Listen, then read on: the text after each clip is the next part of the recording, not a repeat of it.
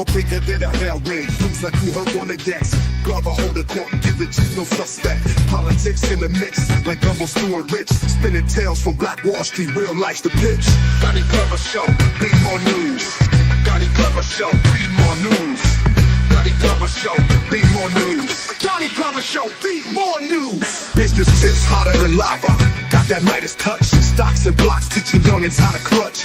Ears to the concrete, finger on the pulse. Dropping wisdom like Hova, each word a joke.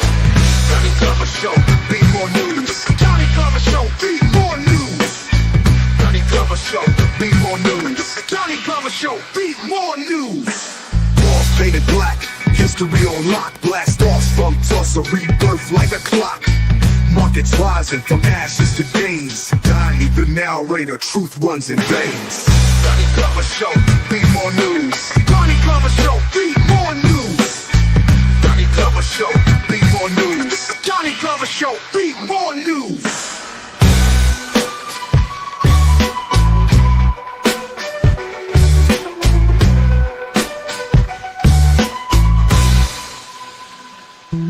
Business tips hotter than lava. Got that Midas touch. Stocks and blocks teaching youngins how to clutch. Ears to the concrete, finger on the pulse. Dropping wisdom like Hova, each word a joke. Gotti Glover Show, be more news. Gotti Glover Show, be more news. Gotti Glover Show, be more news. Gotti Glover Show, be more news. Walls painted black, history on lock. Blast off from Tulsa, rebirth like a clock. Markets rising from ashes to gains. Gotti the narrator, truth runs in veins. Gotti Glover Show, be more news. Gotti Glover Show, be more news. Gotti Glover Show, be more news. Gotti Glover Show, be more news.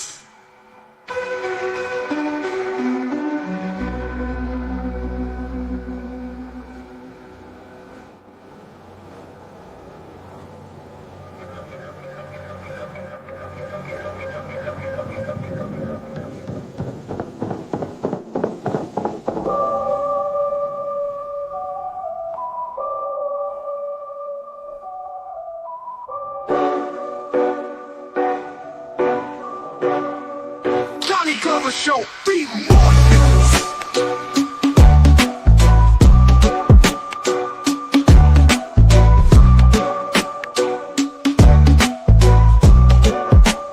Be news.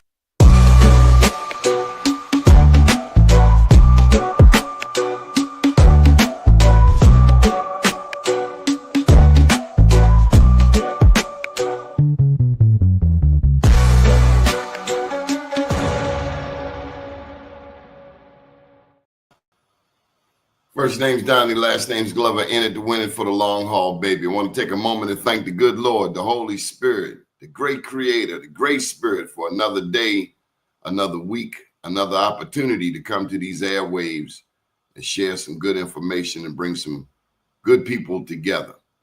And we pray peace. May people come with peace and leave with peace. Ashe and amen. So I posed a question to Google, AI, and all of the rest of them earlier today. One thing that Mike Lane shared on his show was about the first trip of melanated people invited to the White House, August 14th, 1862. Abe Lincoln, he invited a small group of prominent leaders in the White House to the White House for a historic meeting, the first time quote unquote African Americans had been officially received at the executive mansion. The group included Reverend J.N. Gloucester, Gloucester, Gloucester, and other clergy and community figures. He told them bluntly that he believed Black and white people could not live together peacefully after slavery ended. Lincoln urged them to support a government-backed plan for voluntary emigration, colonization of freed, quote-unquote, African Americans to Central America or Africa. I'm going to say that again. In the first meeting, and again, thank you to Mike Lane for bringing this out when he was on his show. On August 14th, 1862, Abe Lincoln invited a small group of black leaders to the White House for colonization, emigration. He wanted to send black people away. You got to ask yourself, why would he want to send black people away? I mean, because common sense says, and this goes to the younger generation's notion, belief, strong belief that we were already here. We did not get here. This is their belief. And you got to prove them wrong. If you can't prove them wrong, if you can't put up, you got to shut up. Can you prove that they come from Africa? They want you to prove that they came from Africa because they look at pieces of information like this right here saying that President Lincoln in 1862, 3 years before the Emancipation Proclamation, was pitching to black leaders, hey, get on a ship and go somewhere. Now, what doesn't make sense is if these people were imported from Africa, why would you send them back to Africa? I mean, that's something is funky. Anyway, it reveals Lincoln's early thinking. Black leaders tried to tell him, he didn't listen, but he came to the quick conclusion that these black people didn't want to go anywhere. As a matter of fact, it was 500,000 free black people in 1862. 500,000 free black people in the U.S. And Baltimore, my hometown, had the largest population of free blacks prior to the Civil War. That's always been my understanding. Now, let me share a couple more pointers, then we're going to bring in tonight's guest. They wanted to send people to Liberia, to Haiti, to Central America. If you recall, right after the Revolutionary War, the British sent soldiers, blacks here, who decided to fight for the British during the Revolutionary War. They were sent to Nova Scotia, and then they were sent to Sierra Leone. America sent some blacks who wanted to emigrate to Liberia. And it goes into the question. I posed a couple more questions. Let me share it with you. I started looking at what free black communities there existed. And anyway, it brought up the black newspaper. Yay! And this is where I'll end. One of the first pieces back in 1827, mind you, Lincoln's thing was 1862. Back in 1827, March 16th, when the first black newspaper came about, it was called Freedom's Journal. And one of their quotes was, "We wish to plead our own cause too long have others spoken for us." And the reason this is powerful is because the editors declared that free black people are done being talked about by others. They want to be the ones doing the talking and telling of their own stories. We'd like to welcome to tonight's show a special new guest, Mafia Shakur. East side in the house. Man, peace to God. It's a pleasure to have me, man. Thanks for having me. All right, man. It's very important to me that we keep some elders on board. Open up your mic there, Hannibal. Hannibal, you come a long way, man. Look at y'all. Got y'all television ready. Yes, sir. How y'all doing tonight? Good evening. Welcome. And we have Princess. Now you had to say it. Is it Taikara? Princess Taikara. The princess. Okay. The voiceover queen. The voiceover queen. Hi, everyone. Hello. How you doing? Good. How are you? Awesome. Yes. Let's get this party started.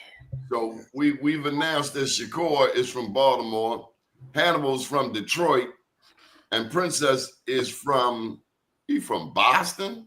I'm from Boston, but living in Maryland, I went to Goucher College, and so here I am. I'm currently in Aberdeen, Maryland, not far from the city of Baltimore. Princess, do you have Indian in your family? Yes, I do. I need to trace my lineage. I'm half Hispanic, so I am half Honduran. My father was born and raised in Honduras, and my grandfather, my father's father, used to tell us that our family had some Cherokee and some other heritage Indian culture. In fact, my grandfather and mama, grandmother, both deceased, when you look at them, you can see Indian and in them. And some people used to tell me that I have some, looks and features of indigenous Indian people. But my mother's from the States with Southern roots, Birmingham, Alabama, Southern roots. But my father's family, I know for certain because they are from Honduras, indigenous people of Honduras, and hence me habla español muy poquito. But here we go. Yeah, A little bit. muy poquito, sí, I see. sí, yes. So just to share a little bit, I've been doing Be More News for 23 years. Princess was an intern with me. Yeah. Shucks, what was that? 06? I know time flies. I think it was like 06, 07. Sometime 05, 06, 07, somewhere in there. But it's been like 20 years. I've known you for about 20 years. Okay. I still look 20, so. I put this book out in Unapologetically Black. That's me at the White House. That was my first book, 2015. I'm doing this because I'm not all that good, Mafia Shakur, at promoting myself. I think you shared a similar thing, but as we help each other, as we work together, we get better at it. All of these are available on Amazon and Barnes & Noble, Genopreneur, speaking about the business of media. And this is the most recent one. I don't know if you saw this, Princess. Black, Oh, you no. came to the last book signing. This one just came out 2 weeks ago, Black Blueprint. Wow. Baltimore to Burkina Faso. Really proud of that. Congratulations. My web design is in Nigeria. Also, please like and subscribe to the channel. I'm horrible at pushing people to do that, but do what you can. Tahongo, Tahongo, I've been trying to practice that word. Can you put up the pronunciation? I know, and don't get mad at me, Tahongo. Powhatan. I think you were saying it's Powhatan. I wasn't sure of what you were pushing in the how you were teaching me. So you got to help me with Powhatan. I certainly want to get it right. We are the indigenous people of this land and never came from Africa. Ashe. All right. So one of the things we've talked about is this paper Genocide, where people got declassified. And what I want you to do, Hannibal, well, let me say this. Going back to the mission. The mission of this news outlet is to have some positive discussions about indigenous history. We put up a video, Shakur, I shared with you maybe about 10 years ago, and it got all kinds of negative flack. And so with such interest today in indigenous, it is really refreshing. But we're going to get to you. But Hannibal, what have we talked about thus far in terms of lineage that Princess needs to know because she wants to do her search? Well, I think for all of us, we need to document our ancestry, like start with us, then our parents and grandparents. And I think by the time you get to your great-great-grandparents, for me, it was my great-grandparents, you would start seeing hints of Native. Like let me see if I can share with you, because I took the ancestry DNA test, and I got a family tree, and I got some pictures. But knowing the history of African Americans here, as far as when we landed here, the narrative that they tell us in like 1619, who was there? It was just a handful of colonists and so-called some people they brought on ships here from wherever they came from. Now you had these indigenous people here, like in Virginia and Maryland. You had the Iroquois up like towards New York. You had the Algonquins right there in Maryland, and the Creeks. Then you had the Cherokees and all these Indians. They was at conflict with each other. So you had people that ran away. So that was enslaved. They ran away. You get what I mean? And our story is complex. So so I'm coming at many angles because it is many angles to cover. But what I'm saying is that it's a group of people called the Free People of Color. and they documented his last names in Virginia, Maryland, and North Carolina. And these last names is hundreds of them, I believe. Like Goff, my surnames is Goff, Harris, Gibson, Johnson. These are my surnames from like on my mother and father's side. And these surnames have native links back to like when you get to the 1780s, 1820s, around that way. You know, and then it all depends on where you come from. I happen to come from at the end of the emancipation, we was in Coosa, Alabama. And that happened to be the capital of the Creek Nation in Alabama. And so that was the last jump off point to when the Creeks left on the Trail of Tears. So some of us stayed behind.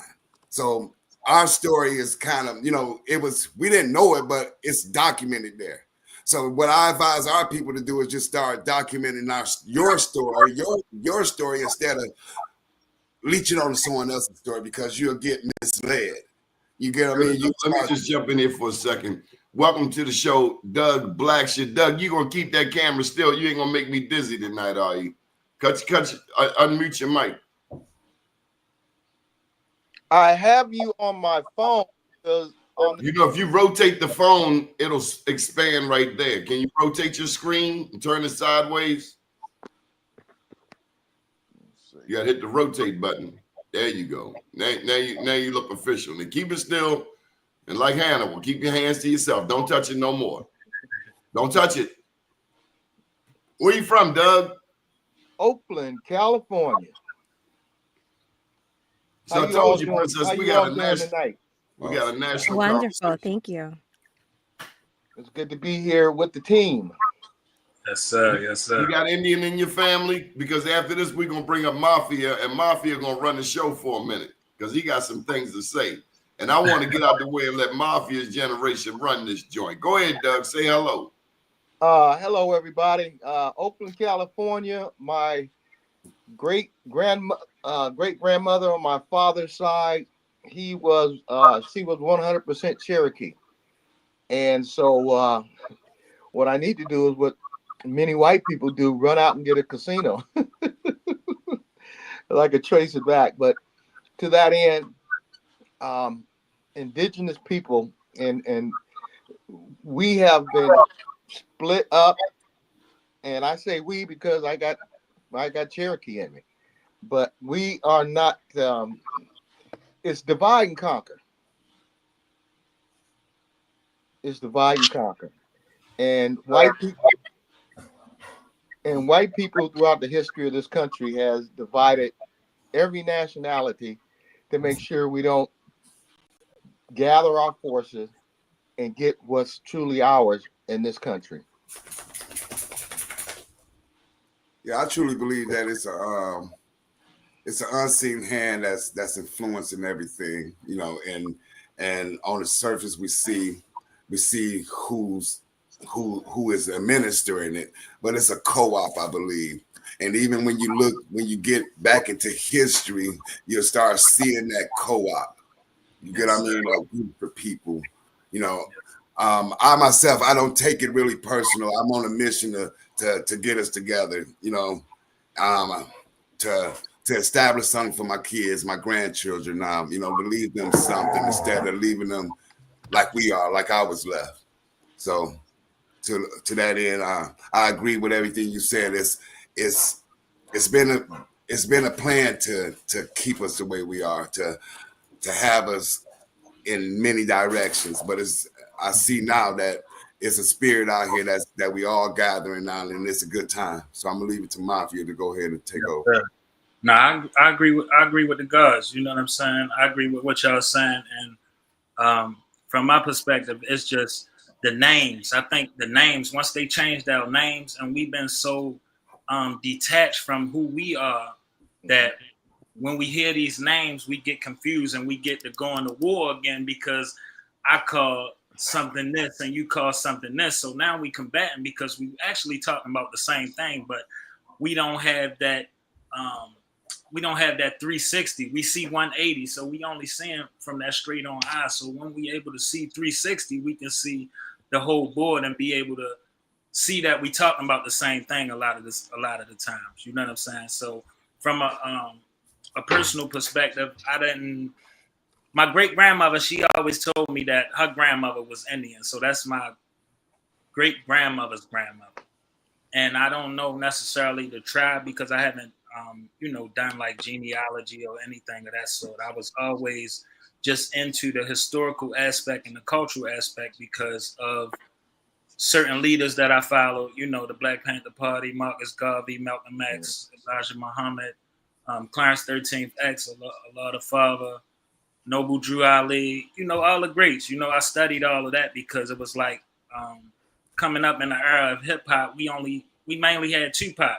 So for somebody like Tupac to get killed doing music and given his concept of where the revolution was at in that time, to still be killed and murdered just like Malcolm X and Martin Luther King and everybody else, it's like it didn't matter which way you took, you were still murdered for actually trying to help us recover or remember who we were as far as in the knowledge or how to uncover these things. So since more information has really been coming to our hands, we have so many different perspectives and everybody come from so many different schools of thought that we just get into a common ground and try to find a common ground from a cultural aspect. But we first have to get to, in my opinion, is the spiritual aspect, because once we know what we identify as spiritually, then the cultural differences won't apply because we'll be able to see that same thing that I'm talking about from a 360 perspective, as opposed to just having a straight on vision to what we see or what we know or what we think we know. That's why I love this show as well, to salute everybody that's been on here prior to me, is that we more open to the information that's coming in or different perspectives or hearing each other out to see where the differences or where the common ground lies, to have that open communication to be able to bridge the gap between us. You know what I'm saying? And mafia is not just a spiritual, it's a political. This country has raped the indigenous people, the people who were here for centuries. And in order to kind of ascertain, get what is truly owed all the people in this country, because the only real natives are the Indians. Those are the only real native.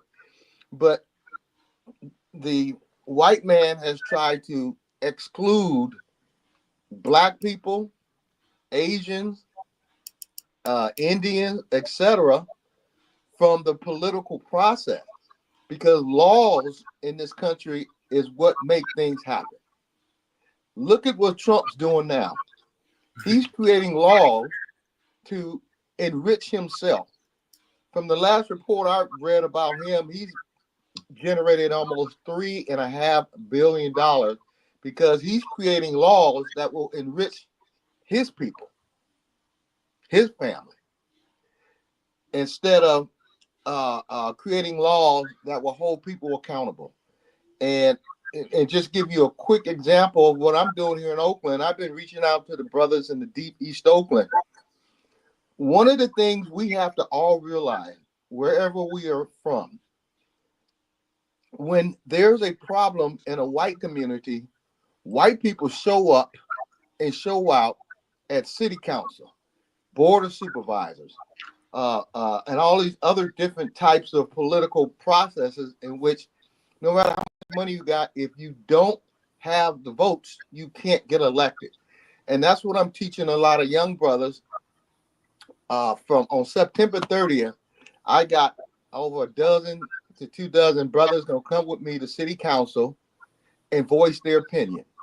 And the way I got into that is I would tell them, the reason why you guys don't have clean parks, clean streets, police services, etc., is because the politicians who are in your neighborhood, they it's a big map, and it shows the demographics of how many people vote.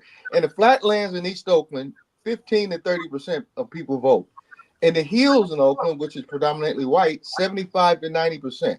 So who you think gonna get all the services? Doug, we're gonna shift gears a bit. Those, Go ahead, Mafia. yes, I was just going to say those who are actively operating in the political aspect. That's why they separated the church from state, so that they can create that division amongst the people to not understand that the church and the state is one. So if we don't know who we are spiritually, we can't know who we are politically. That's why we have a cultural defect, because it's a tripod to self, the three aspects of self, just like future, past, and present. It's the three components. It's the 369 method. You know what I'm saying? So from that aspect, it's just like the political game has made a reign, and it has had its stronghold as far as in the people and how we operate as a community. But that was a part of the system operation from the jump, as far as an integration and the laws and everything. You know what I'm saying? So even when it comes down to us talking about the white man he looked just like us, got the same skin color. So just like if we know about the white man is the European, the black Europeans, if we get to the Europeans, the Moors and the black Moors, the tawny Moors, and all these different type of Moors, then we'll get to how they grouped us, and they gave us these catch terms like Moor and Seminole. That's not what we called ourselves, Indians. We wasn't called Indians. But we know that when we talking about who we are, we use these titles just like black. We not black because black means you absent of law. That means you, that's why they say you black, because you 3/5 a human. You not 5/5 realize that you are the God self of yourself, that you govern, you're sovereign of your own body. And from that political aspect, we not operating in our own sovereignty to have our political. We supposed to go to, when we dealing with politics, we go as our own body. We not going to them for them to give us something. We go as our own body of politics. You know what I'm saying? We our own body politic, but we not governing ourselves enough to go up against those who are operating in our space. That's like somebody coming in your house and start cleaning up and sweeping. It's like, oh, well, you appreciate it, but what you doing here though? Like when it's time for them to go and you ready to go to bed though, you like, what you still doing here though? Like, no, it's time to go though, bro. You know what I'm saying? But we haven't been able to get them out of our house because the integration, and we playing along with their system. And not to say that anything that anybody has done from us gaining this re-knowledge or this remembrance of self and how to operate as our sovereign self has played a part, as far as in politics, spirituality, everything play a part. It's just who we are now and how we moving forward to utilize what we know. Well, let me ask you one thing before we move forward. Hold tight, Doug, because you ain't been wanting to host no shows, and you ain't gonna just come here with no takeover. We got a new guest that you want to meet, Wells. Pleasure. Hey, how's everybody? Yeah, Peace and blessings. All Tell right. them where you at, Wells. I'm in currently in Maui, Hawaii. Oh, all right. Yes, sir. All right. Pleasure to be here. We've touched the country. Any thoughts thus far, Mr. Wells? No, I'm good. I'm just here to learn and listen and learn. All right, Princess, you're getting a little bored over there. Have you learned anything thus far? You're muted. Okay, I'm not muted anymore. I have been listening to the rhetoric, and my thoughts on all of this is I think that I love the diaspora. I think that we live in a multicultural society, and when we talk about some of these issues, I believe what it boils down to, given my experience after attending some very prominent schools in Massachusetts and Maryland, Goucher College, Beaver Country Day, I believe what it boils down to is access and lack of access to resources. A lot of this is access and resources. And apathy is weirdly what we're talking about. Apathy, from what I've witnessed, affects all races. All races in some form or shape are apathetic in some form or shape, depending on what we're talking about. I think in the current arena of politics, what's missing right now is just love and unity. We're missing that right now. And it's what we all need. But when we get to talking about change, what creates change is resources and then creating access. And I believe that a lot of times, I don't like to just centralize it and say that any particular racial group is not doing X behavior versus another racial group, because I believe that there's some of every racial group that fits certain descriptions and characteristics. But I think what it boils down is to how do we, as a body of people, become more supportive to the change that needs to happen. And in my own life, anytime that I was on a road of progress, anytime I was working on a business, which I now am, I have been surrounded by a plethora of people from all racial backgrounds and identities to help me move forward. And so what I really think this is just um, us gaining an appreciation. We talk about indigenous people. I remember reading books about the Mayan people and just being inspired about, how hard they work. And of course I can break that down, but for sake of time, I just want to keep it really general. And that is to just respect the fact that as a people, we have so much to offer. And I would like to see, because Donnie earlier mentioned, some of us coming from different age backgrounds and experiences, I would just like to see unity and us embracing, what that looks like. How do we become more loving towards one another? How do we embrace differences? How do we accept people regardless of the color of their skin, regardless of the shape of their nose or the shape of their cheeks? That's the kind of stuff I love. That's the kind of stuff I embrace. And I wish more of that was just everywhere. And especially what we're seeing right now in the political sphere, it's just, we're missing that love. Yeah. Like for me looking outward, I see us as a diverse group. The whole compendium of America is us. Our genetics is basically everyone here. So basically, when we throw hate at someone, we basically indirectly hate ourselves, and that would put up a like you said, a wall. It's no advancement. So like I agree with you. It got to be some type of reconciliation or some type of set aside. Because the goal is here, and we got all these peripherals that's throwing us off. That's my main thing. To stay focused. If we're looking for set asides from the American government, I think we might want to just try our own Black Wall Street again, because they're not giving us anything. If anything, they're taking away from us. And for the Black people that supported Trump, I want to thank you for encouraging him to get rid of programs that benefited Black businesses. I really want to thank you, Black Trump supporters. I don't know what we'd do without you. Bravo. Come on, Wells, you've been quiet. I ain't used to you being this quiet. No, we'll get there. I'm just taking it all in. And I agree with what she was saying as far as in the love aspect. But the love starts with knowing who you are. How can you love another if you don't know how to love yourself for who you are? You know what I'm saying? So it causes a friction, because it's so much tension because of everything that has transpired over time. The only race is the human race. So we know that the mitochondria DNA creates all types and shades of a human being.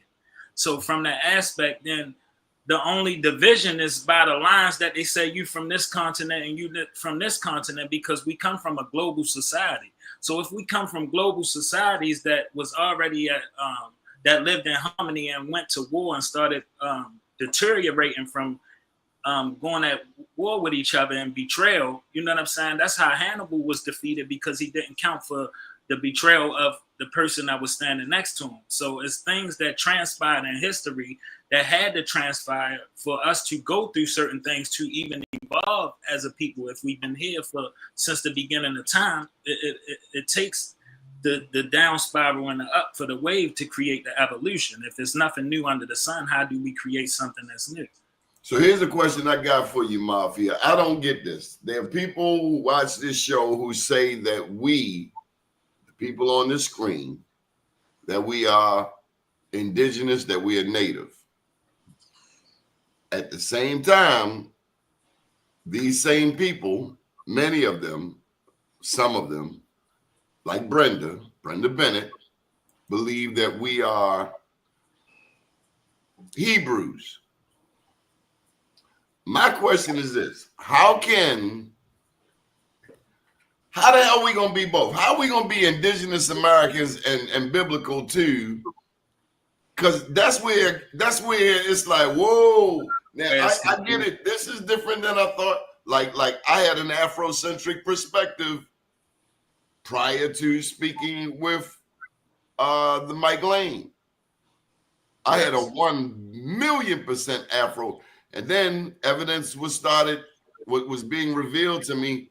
Whoa, the pyramids in Peru are older than the ones in Egypt. There are more pyramids in the Americas than in Africa. I'm like, whoa, okay. So that's the piece that I'm a little like, well, how did that happen? Because somebody in Africa with a Bible was talking about somebody here who is Hebrew and indigenous, and I ain't seen that connect yet. I mean, I'm not saying it's not there, but that's what I'm searching for personally. Every cultural group, it don't matter the race, because every cultural group has many racial ethnicities. Every cultural group that came in power, they took the origin of the story and they made it fit to their culture. That's why we have different spiritual and religious groups that make it conflict. You see what I'm saying? They make conflicting ideas because the victor tells the story. So when certain people won certain wars and battles, they told the story from their perspective. And that allowed certain ideas and ideologies of religion, because like you say, religion and state also goes with war. So the war was fought for the religion and the politics, which gave way for these things to be the overseers of our lives to the day. You know what I'm saying? So from the Hebrews, some of us are Hebrews, not all of us. Some people come from the Hebrews.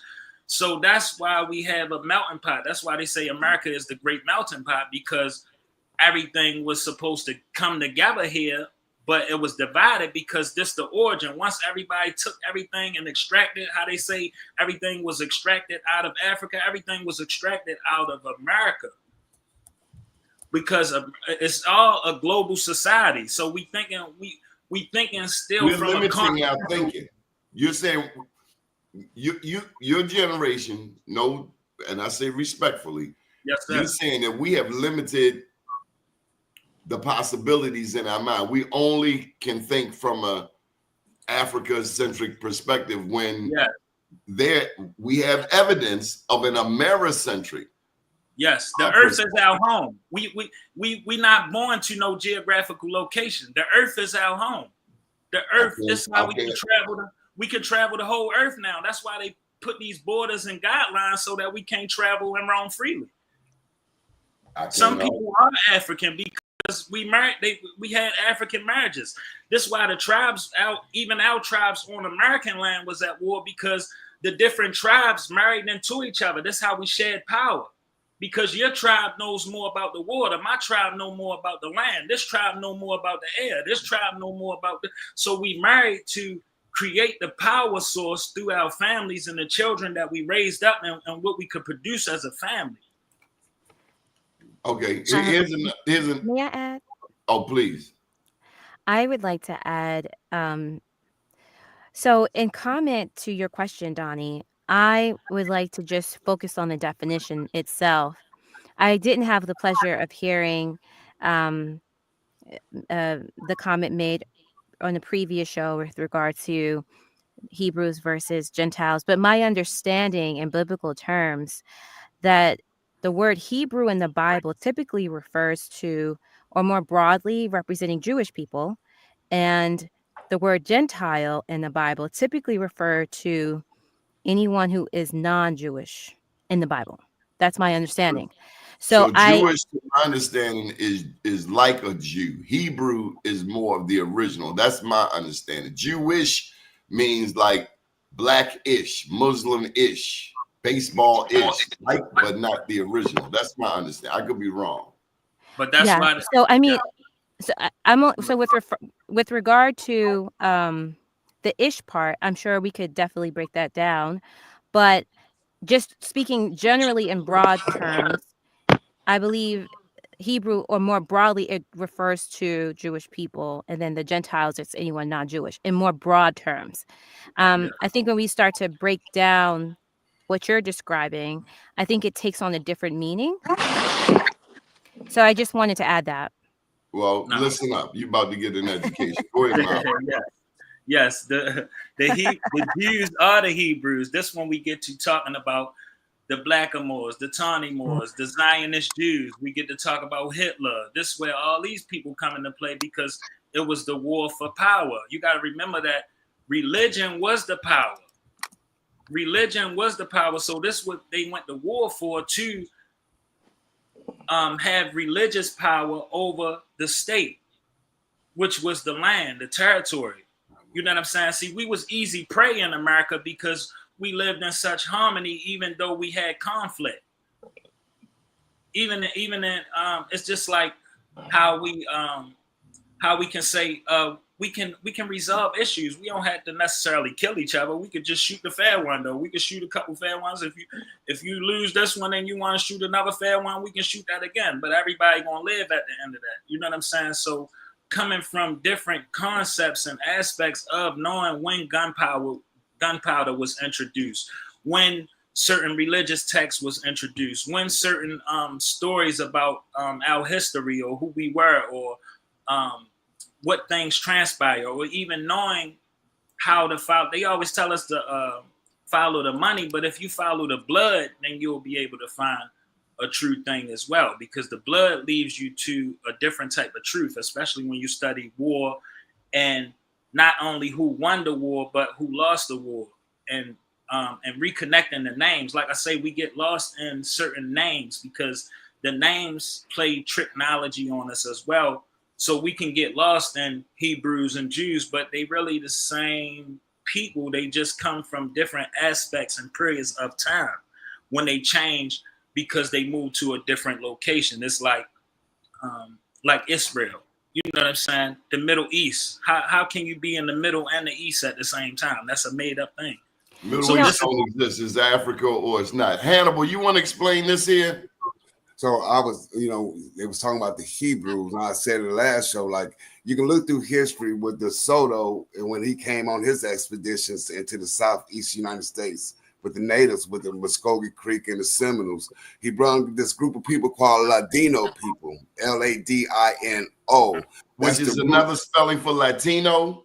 Yeah, that's the root of the Latin word. And if you look at these people, they are Hebrew people that was in Spain, and I don't know too much about it, but I studied a little bit, and it says something about I think it was Nebuchadnezzar walking them out of Israel to Spain, or to Tarsus. That's what they call Spain in the Bible. Well, that's a long period of time. That's a long period of time, but because our understanding is that they were in Spain and Portugal for 800 years, ending around 1492 when Columbus set sail. So, and then De Soto here in 1540. So we're looking at 48 years, probably looking at 2 generations later after this coming here. So you get what I mean? It wasn't no Jews. The Jews and the Muslims and all them people got expelled out of Spain. So they were still traveling. England had its alliances. They was at war with Spain. They was being pirates and everything. So it was a whole lot of things that was going on. And I would agree with Mafia. Like, we got to know what happened. Like you said, the introduction of gunpowder, what religion, what years, what happened in the 1300s, what happened in the 1790s, what started this revolution, what, when the United States was made in 1775, what was happening in France, what was happening in England, what about the 3 Musketeers, what that signified, with France, Russia, and England. A lot of us don't look at things deeper, but we need to look at things a little bit deeper. You get what I mean? And really listen to folks, because I'm learning a lot, and I'm just listening. I can see where everybody, where it's needed for all of us. Like you said, just all of us, just to listen. Don't argue, just listen. Yeah, and that's how I come. I don't know everything either. You know what I'm saying? I just know enough to not for the war not to be able to be pulled over my eyes, because that happened to us too many times. Like I say, I come from a spiritual, family, but at the same time, some of us is just not spiritual, where they don't even care about that, or they don't care about politics.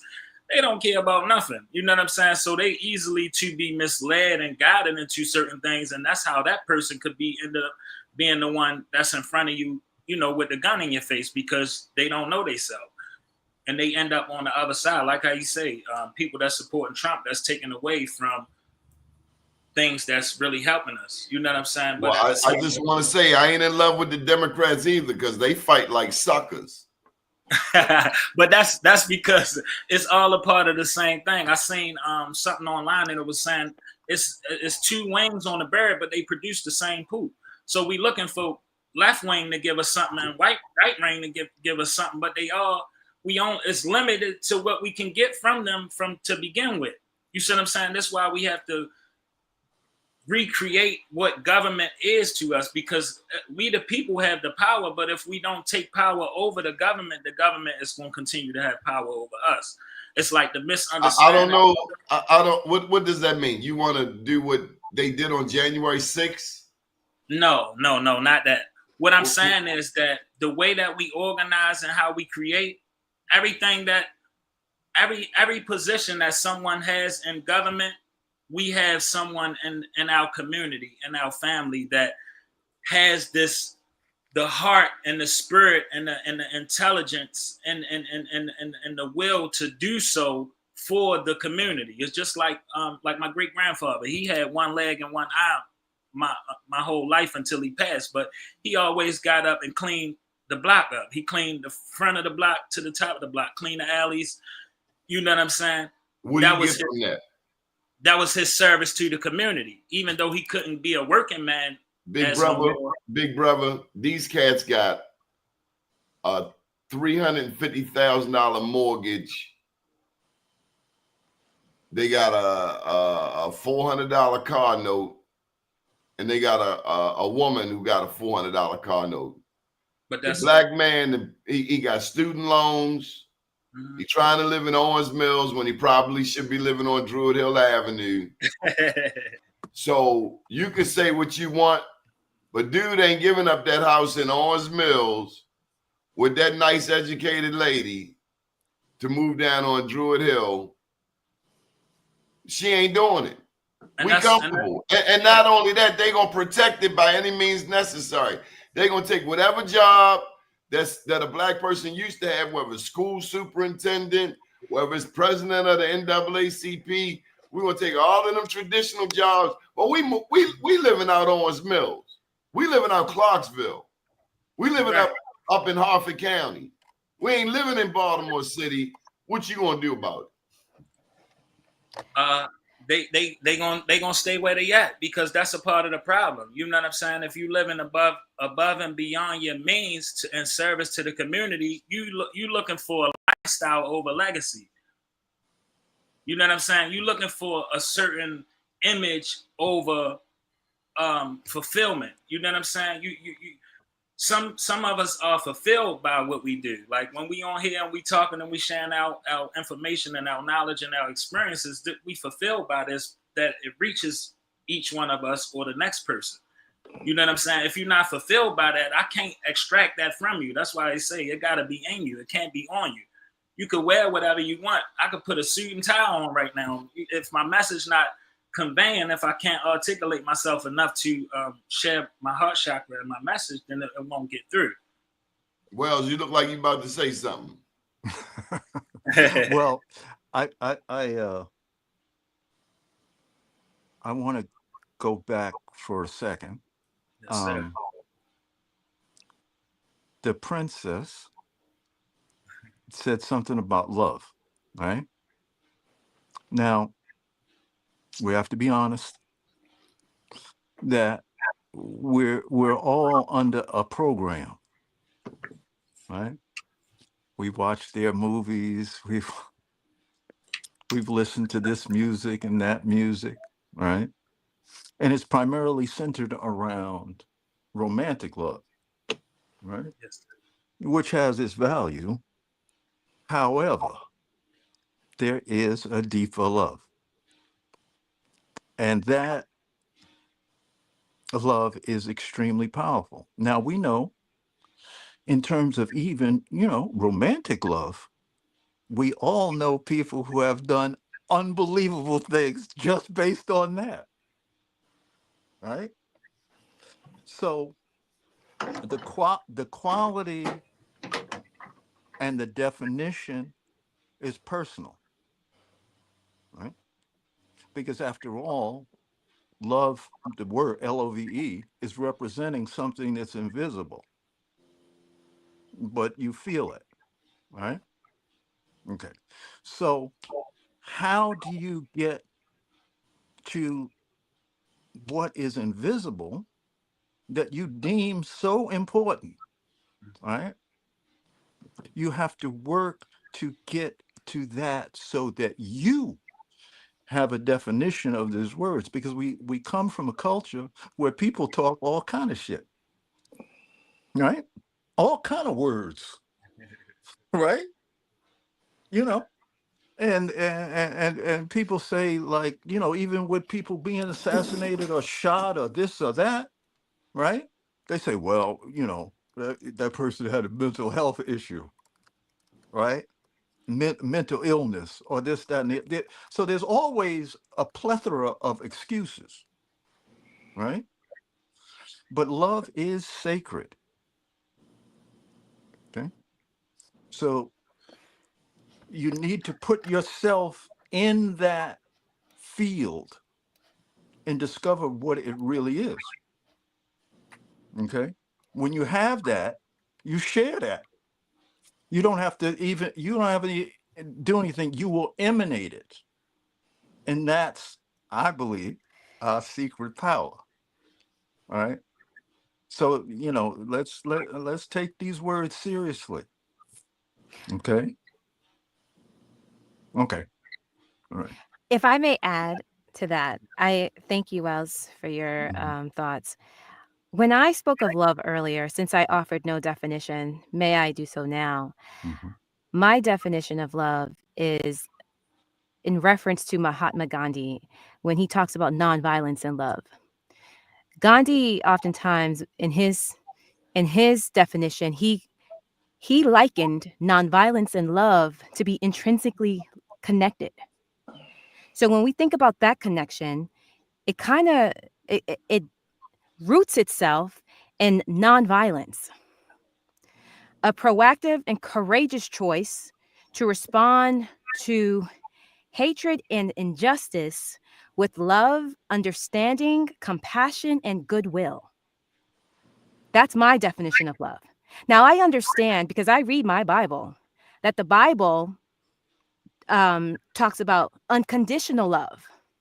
And we can break that down as well, too.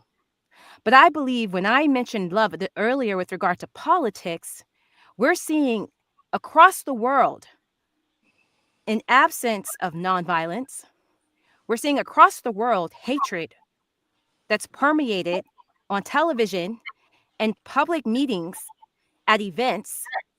We're seeing a disparaging amount of poor choice of words used to describe people. That's not love. So when I listen to this conversation, which I'm so grateful that you all have welcomed me, one of the things that I like when we give value to some of this discussion, I like to go back and read the content of the meanings behind some of these thoughts that are so important to all of us, because I think it brings in new people and allows them to see and also do their own research as well. And that also prevents people from getting lost in the conversation too, because Mhm. obviously the people here are very passionate and you're very knowledgeable about the topics.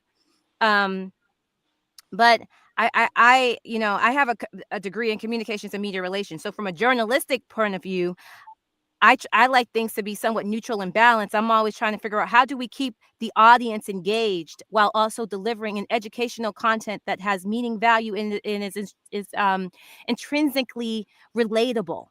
Because at the end of the day, if people can't relate to what we're saying, then we lose them on the foundational level, and then we've lost our audience. But I appreciate this conversation so wholeheartedly.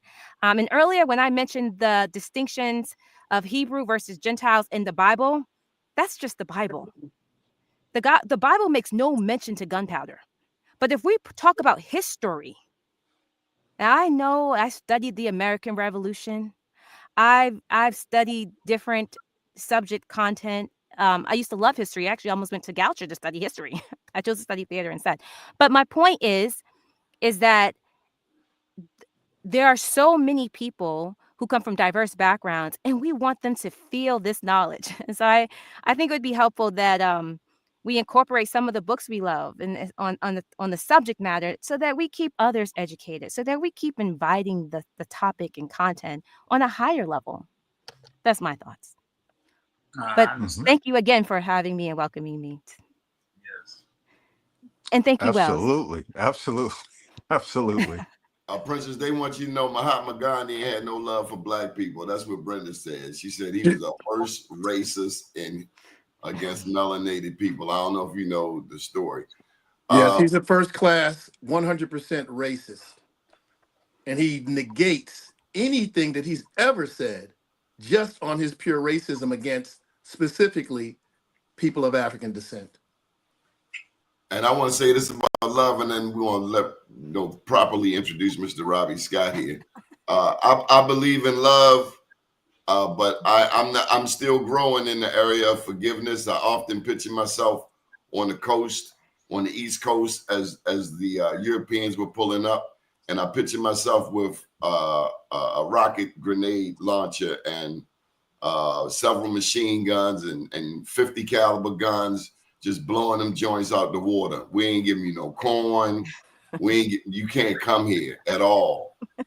At all. No, No corn, Donnie? No corn? No salam alaikum. No, nothing. Nothing. No shalom. I can't get any corn. No dap. No, none of that. None of that. Pop, pop, pop. Pew, what? I'm sorry. I'm learning.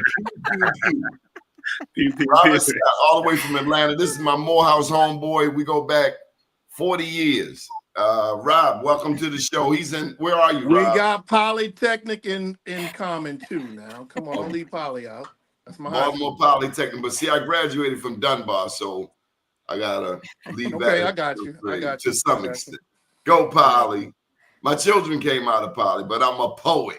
All right, I was about to say, you know, your son was a running back there and a pretty good running back there. Let me say this, folks. Rob, one of the things Rob has brought out in previous shows, and I've mentioned it, is about the San Bushman having the oldest DNA on Earth. And when that comes up, they bring up Albert Perry in South Carolina, who has some of the oldest genetics ever found in North America. But Rob, welcome back to the show. Mafia Shakur is your host tonight. I'm just co-hosting, making sure everything. Peace, man. I wanted to, yes, sir. I appreciate you for coming. I always like when I hear your perspective as well. Oh yeah, well, thank you, man. Man, I had something on that I wanted to respond on, and it just left me when Donnie kept going on. But I thought you were going to say something about the Jews. Let's just keep going on. Bible and Gandhi. Oh yeah.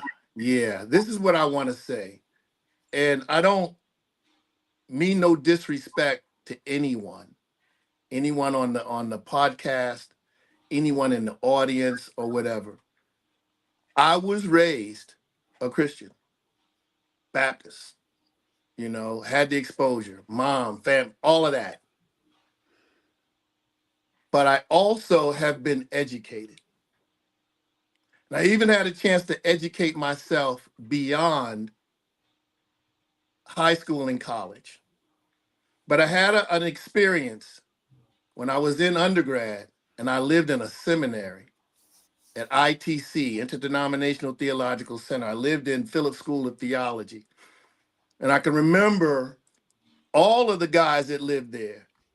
Most of them were working on degrees in theology. I was just a hardhead from Baltimore, really, just in there with a dorm room.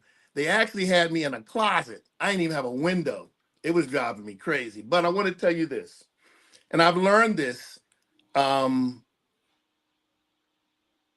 There were ecumenical councils or conferences that went on.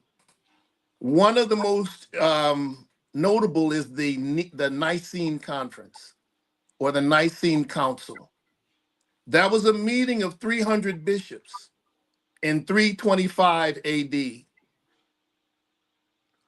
What they did at that conference was shape a lot of the things that you guys are putting your arms around when it comes to Christianity.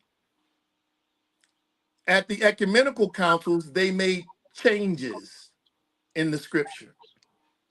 And those changes, we can point out all of the changes that were made, and it would be surprising to you. So I embrace the Bible, but I know that there were changes made purely out of white supremacy or out of, I'm going to say, race. At that conference, the Coptic Church was there. That's the Coptic Church of Egypt and Ethiopia. That's the oldest Christian church. That's the original, what they call Orthodox, Eastern Orthodox. They were at the conference and left after the first day and didn't want to have anything to do with it because in their minds, it was being whitewashed. Names changed, narratives changed, things added to make certain people seem like they were a part of it all. I'm just going to give you an example. When I talk to people about things like this, all I tell them is, prove me wrong. But if you follow the Ethiopian Bible and people who are in the Coptic Church of Ethiopia, I'm seeing the picture of Lalibela right now. Jesus was born in a cave in Ethiopia. At the Nicene Council in Nice, it's like Turkey. They changed it to Jesus was born in a manger in Bethlehem. I could mention a whole lot of them, but I only said this to say, I embrace anyone who references the Bible. No problem. I will do it from time to time.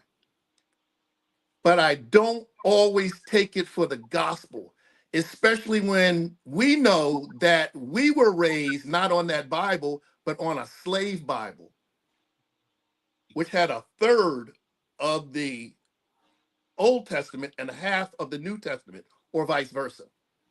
Anything about freedom that we profess today, that wasn't there for our people.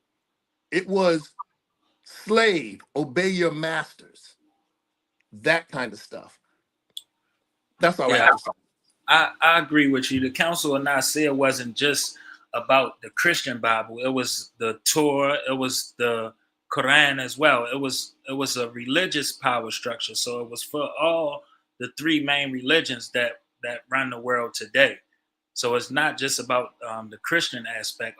When you trace the religions back to the holy tablets, and you get more into the origin of where Scripture come from, then you get into the stories and you get to the so-called Anunnakis, and you get to the giants, and you get to those different textures of beings and spirit, and dealing with spirit, because a lot of time our mind wants to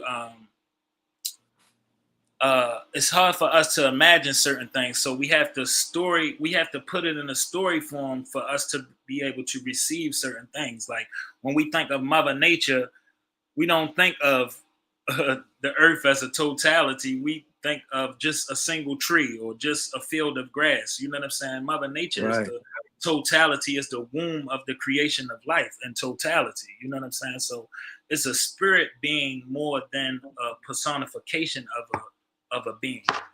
And so I would agree with you 100%. I just want to add to what you said. The scriptures are carved in the Meta Nature hieroglyphs in a place called Ipit Asut. It's in Karnak, Egypt. Ipit in Karnak, Egypt. It's the Bible in stone. My father's been there taking a picture of it. He went there with Dr. Ben when Dr. Ben was doing his trips. And there, Ashra Kwesi was there on that trip. Ashra Kwesi talks about it. Ipit Bible in stone. And I'm quite sure other places too, because Egypt was just a monument to what actually went on in Ethiopia and in Kush. It was just a monument that went on from our people. All that stuff had gone on years before they started carving. And you can imagine how long it took to carve it. I understand, but that's why when I say that we should come from the spiritual aspect and the cultural aspect to gain a political aspect, and like Wells and the Princess was saying, it's about the love aspect. But if I can't love myself for who I am and know who I am from these three major points of life, it's gonna be hard to love somebody else or to omit or produce a certain frequency that vibrates of love. You know what I'm saying? Yes, I do.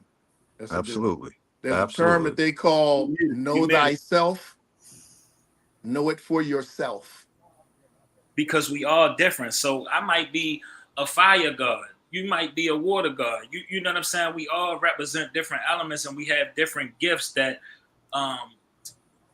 we take on, different personifications of our being and who we are and what we produce and omit with that love frequency. You know what I'm saying? Yes. Yes. Just want to take a moment and thank Candy Bod, aka DJ Sweetness. She has been so kind lately. We must be doing a great job, Mafia, because she will be the first to put her foot all the way in my hind parts. But we also have tuned in the one and only legendary Top Cat. Yes, peace and man God. some salute. Yes, sir. Yeah. Legendary Top Cat. There's someone else who's been supporting your show. Her name is Sela_Saint. She's been really giving a lot of shout outs. So hi, Sela. Selah, I believe. Is it Selah? Is it Yeah, Selah? like Selah in the Bible, like Selah. Selah. Well, what's beautiful is I'm paying her homage. Hello. Absolutely. Yes. So Doug, any thoughts? Well, Where are you, Doug, for those just tuning in? And hit the like and subscribe button, please. I'm in Oakland, California. And, home of the Black Panthers. That's right. And I just want to say this before I sign off. At the end of the day, the white man. Oh, Selah or Selah. Okay. Yeah, the white man. Why do you think the white man in the early stages of this country gave the Indian man his own area and not let him get involved in the mainstream to control him? He didn't want the Indian to have their own space in their community. That's why they would give them pieces of land. And that's what's going to be happening pretty soon now. So I'm just hoping that we all continue this dialogue. We all continue to understand that without political power in this country, you're powerless. And it's going to get worse if we don't band together and put our votes, get people to register to vote, and teach people who to vote for. Because teach them who to vote for and teach them how to hold them accountable, Doug. We can't just pull a lever. We can't just, and we do have to donate to their campaigns, but we also got to get their cell phone number and we have to call them. And we can't just call them and say, hey, Senator Hayes, I need this. Hey, I need that. Sometimes we got to say, hey, Senator Hayes, I want to do some volunteering for you. I want to do a fundraiser for you. A guy said something to me yesterday. I want to do a fundraiser for so-and-so. I said, did you tell him? Did you make the phone call? Did you follow up? Even, as we do business. We have $2 trillion in annual disposable income. Answer your phone, Black people, melanated people, Native American. Answer your damn phone. Okay. I got a guy in business. Okay. I got a guy in business, and I swear, he'd say, well, send me a text. I'm 60 years old. If you can't answer your phone, then obviously, you know, I'm learning, okay, go ahead and send the text. But damn, we miss business playing. Answer the damn phone. This particular dude needs business badly. Maybe he don't get it because he don't answer his phone. Okay, that's my PSA. Well, you know, I'm out here in California holding people accountable. I got a DA elected, I got a mayor elected, and when they didn't do their job, I led the charge on the recall and got them both recalled. Congratulations. So you can Google Pamela Price was the first African American Black woman to be the DA in Alameda County, and you can also Google Shang Tao. I was supportive of them, but when they didn't do their job, I took put my boot on and kicked their butts to the curb. No, kicked their ass to the curb. Doug, we can't wait for you to come back with your show. This man was a home run hitter. He's been on bed rest, I guess. So you I'm coming back, Captain, because you are doing an outstanding. No, we are doing an outstanding thing here. Absolutely. And right now we need this kind of a platform than any time in America for us to be talking about the issues. And to all of you all, I'm gonna do what they did on the dating game. Selah gave you some love from 69ville all the way up through Northridge. Hey, Yes. I got you, man. I got you. And Donnie, we love the work that you're doing, and the momentum that you got going here with these all-stars out here is amazing. So you guys have a good evening, and thanks for inviting me, Donnie. Come on in, Hannibal. You've been quiet. I ain't used to that. Well, I was just taking it all in, and I agree with everybody. You know, it's plans that we got to do. You know, it's information that we got to find out. I was talking to my cousin yesterday, and I was talking about the frame of mind, and I started thinking from a physics level, from like energy, from like potential energy and kinetic energy and things like that. And I was thinking about outcomes as a people. And I think that from now on, we just got to have positive thoughts. You know, that's everybody. You know, when we have bad situations, positive thoughts. You know, I know it sounds vague, but that's where I'm from. I don't like to get too pinpointed to an issue and be pointing fingers. I like solutions, you know, on a massive scale, on a bigger scale, macro scale. So I'm talking about connectiveness. I listened to the princess when she was talking about like we need to get our listeners the information. So I propose to everybody on the panel, like, where can I find, what books can I read? You know, where can I find information on what you guys are talking about, and where can the audience know this information? Well, or you know, you can always start with the greats. Ivan Van Sertima. You can start listening to Malcolm X. You can listen to Elijah Muhammad. He got The Message to the Black Man. He got a lot of books. I necessarily, I look at a lot of lectures as well. You know what I'm saying? I listen to a lot of speeches. So, like I said, you can check out Legendary Top Cash. You can listen to Rod Hayes, Brother Rich on Magic, Black Magic 363 channel. Okay. You know, I also listen to what's his name? My man Billy Carson.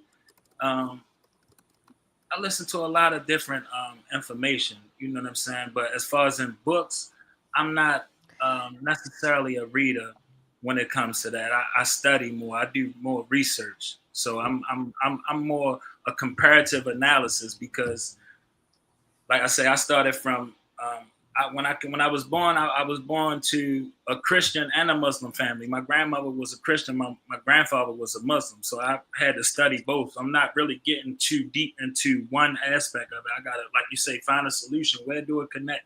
How do I tie this to that? What's the same thing so we can push it forward? Because I don't know everything. I'm just here to play my part. There's people that's more knowledgeable about me about certain things. But if I can bring us to a certain common ground to push that forward, that's what I'm here for.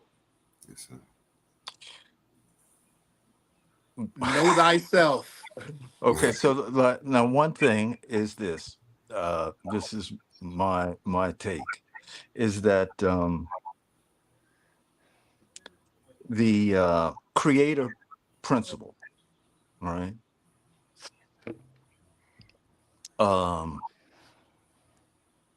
Doesn't particularly write in English.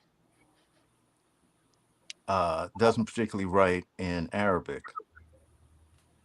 Okay, doesn't particularly write in Hindu mythology. Doesn't ain't from Nigeria, okay, or Cleveland, all right? The creator of the universe, okay, writes with nature, okay?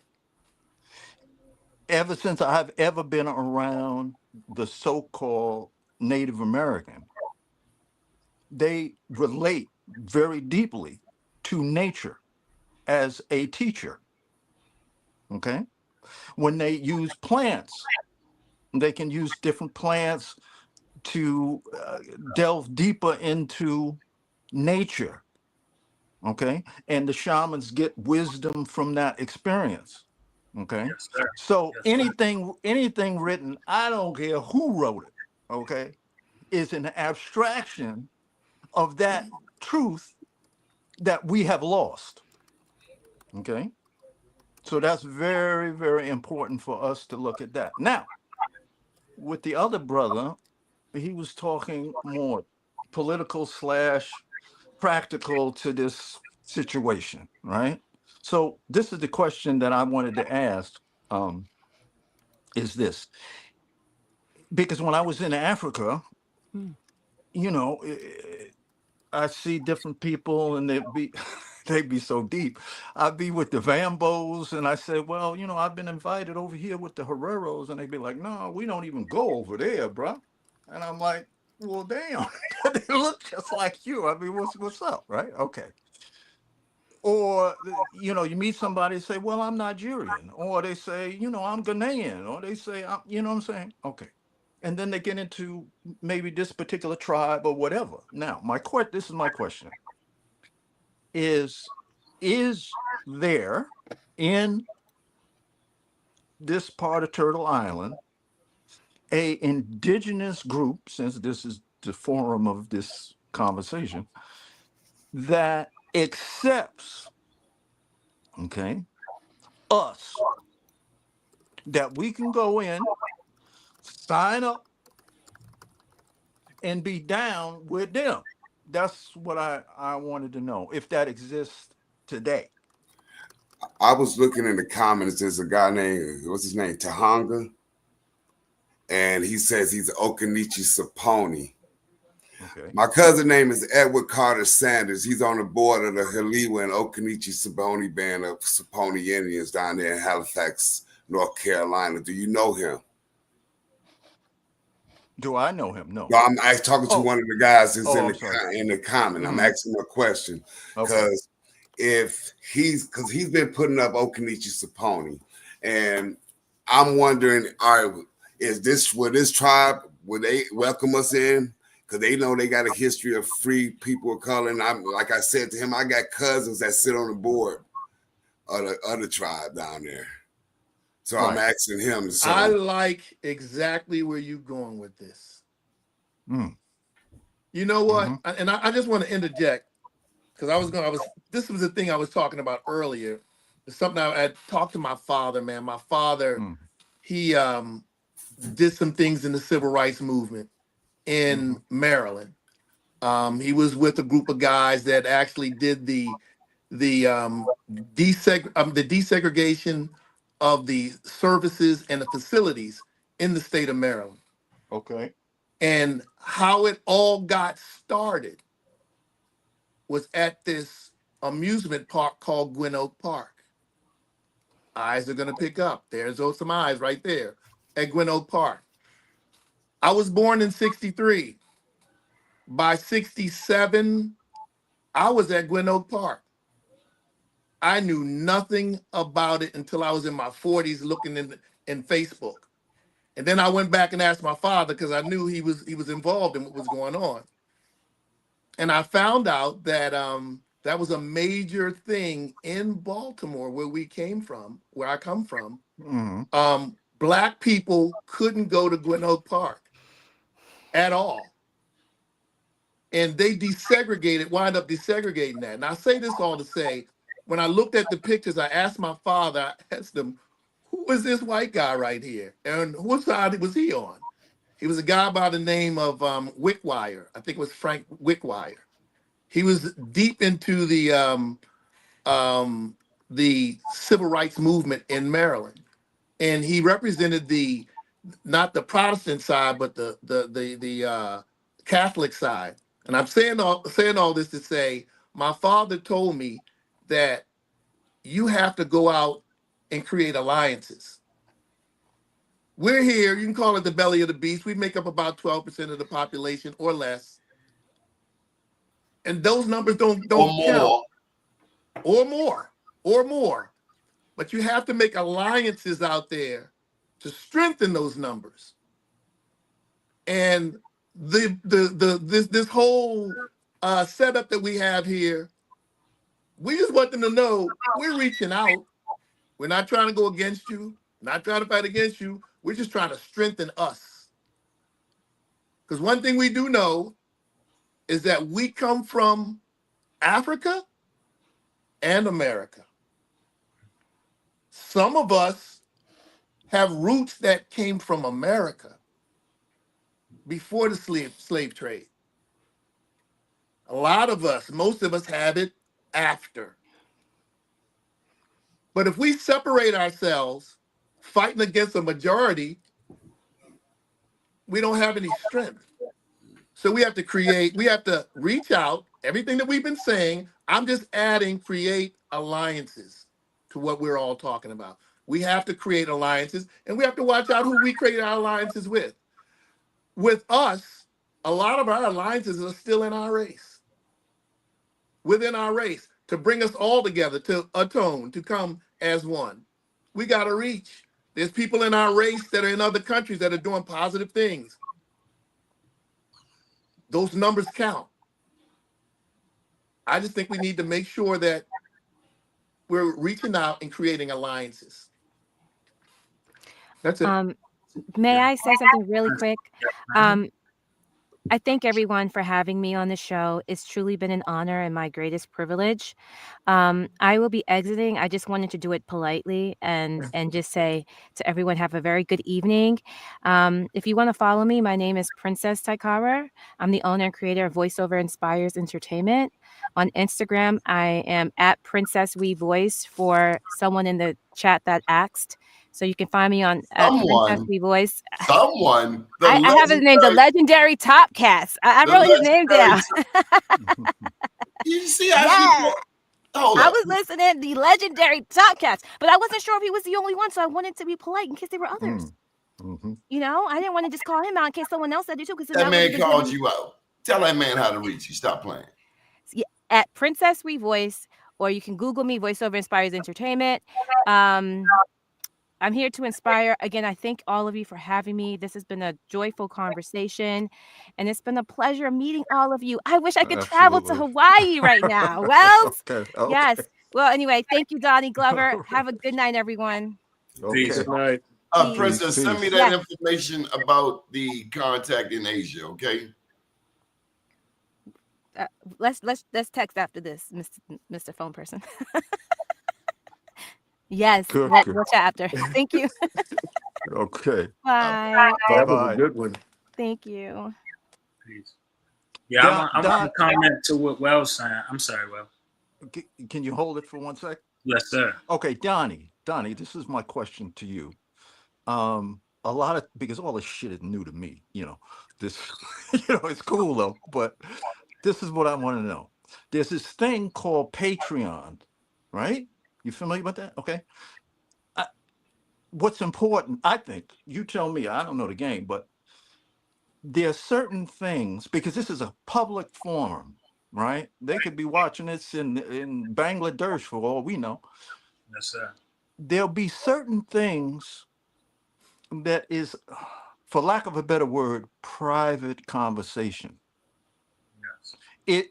Is there an avenue that you can put on your site that if we needed to talk about some other stuff that we didn't want completely on blast, we could do?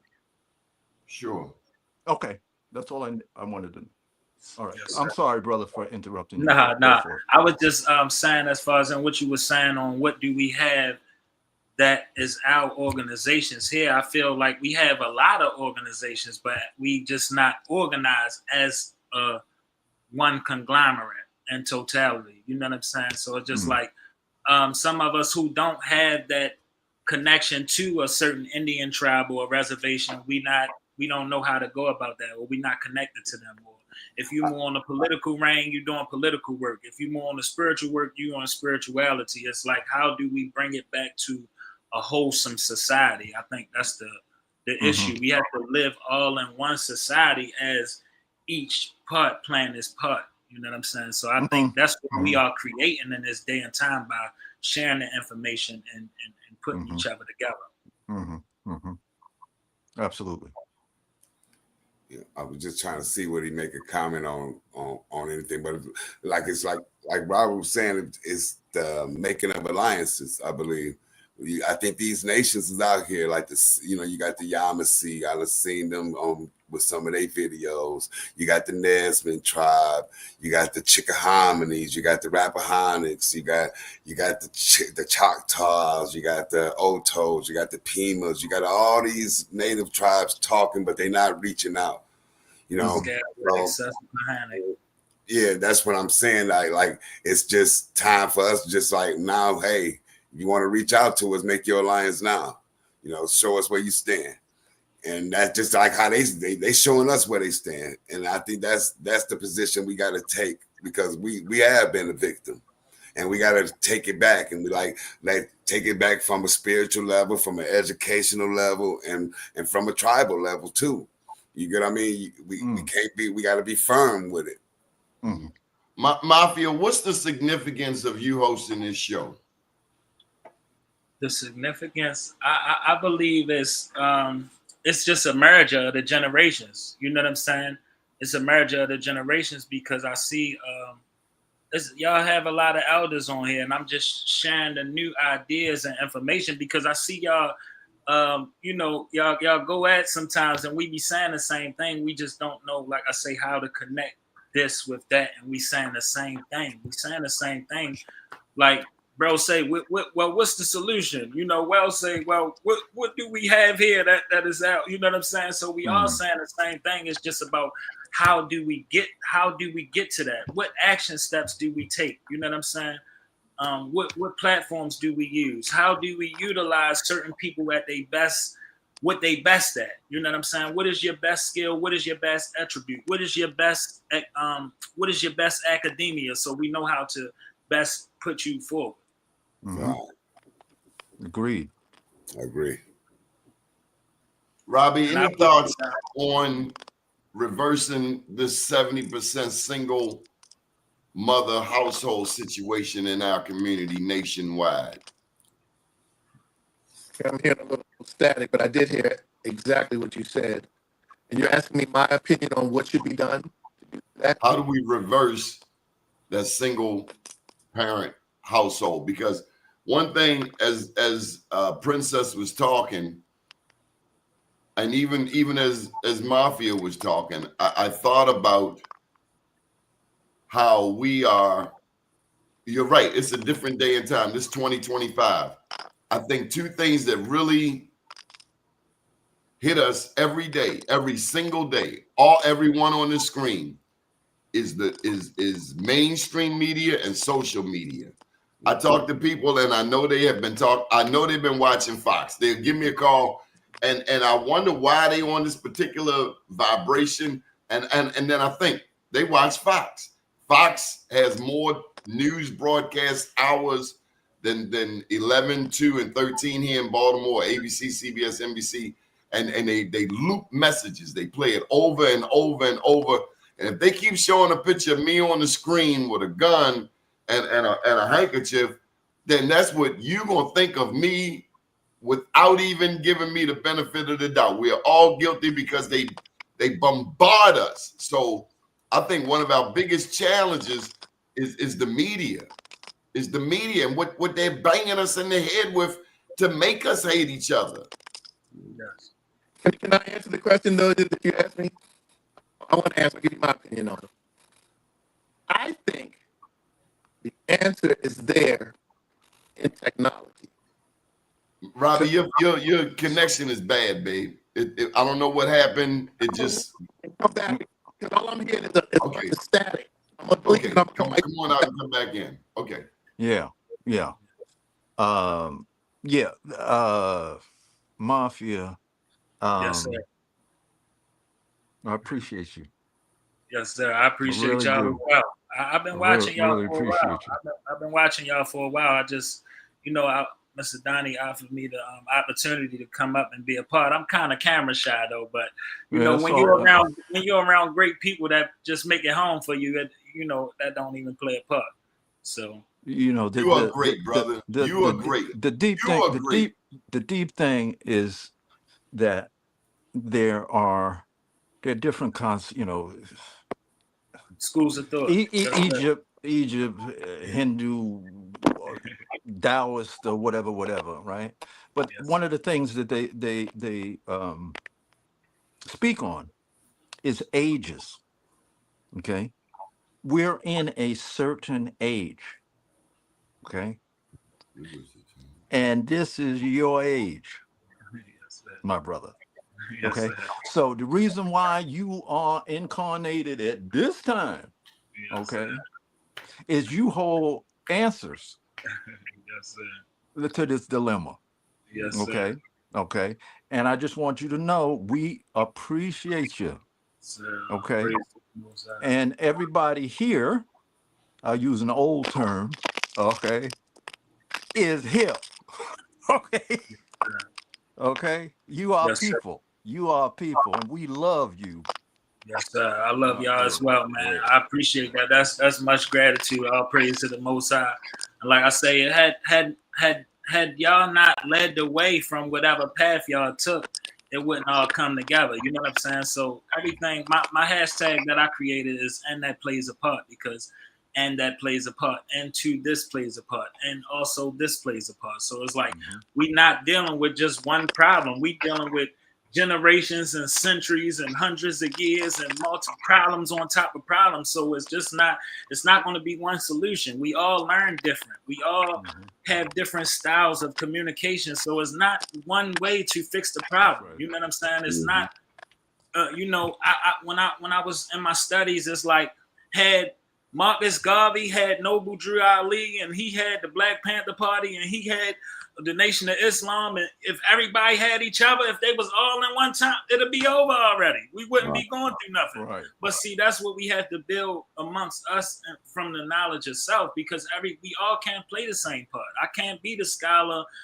and be the surgeon at the same time. It's going to take too much time and too much focus to study. But as you can grow, you can go from one thing to the next, but you can't do it all at the same time. So this is why we all play our part to give our perspective and to open up new perspectives and to continue to grow and to share. And like how he was saying, as far as in the single parent household, it starts with the education and the knowledge itself, like he say, with that love, because we have to learn to love ourselves again. Our women don't love themselves. You know what I'm saying? Yeah.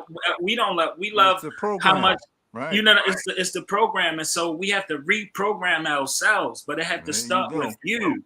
It have to start with you. We could be on this channel every day, and if you don't want to receive what we sharing and do the work for yourself, because we can't go home with each other if we're not going home together. You know what I'm saying? So once we part, you have to have that will and desire for you to want to do that. You know what I'm saying? So it's like my daughter, she'll be 17 in November. So it's like I try to teach her etiquette, table etiquette, just putting a napkin on your table, you know, just regular etiquette at the table, you know. And I said, you know, the first thing you're not going to do when you go home is you're not going to even sit at the table to eat your food.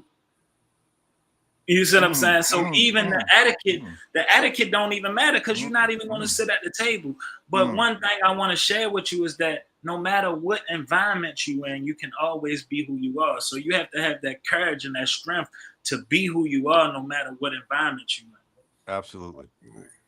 Absolutely. Absolutely. Did the brother from Oakland? Oakland. Yeah, I think he signed out. Is he back? The brother from Oakland, I believe he signed out earlier. Oh, yeah, okay. All right. No, I can't see you, brother, with the. I'm sorry. You.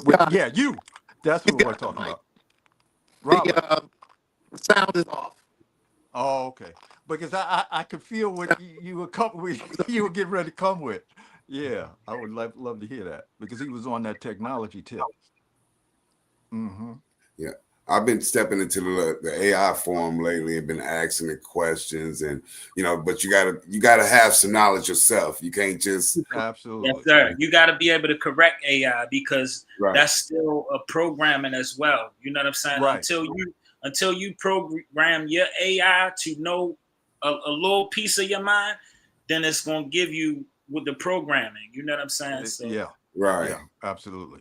Because the world is changing, and I can see a lot of people scared to change with it, and it's going to change regardless. But at the same time, that's just how things go. But we are resilient people, and we always change with things.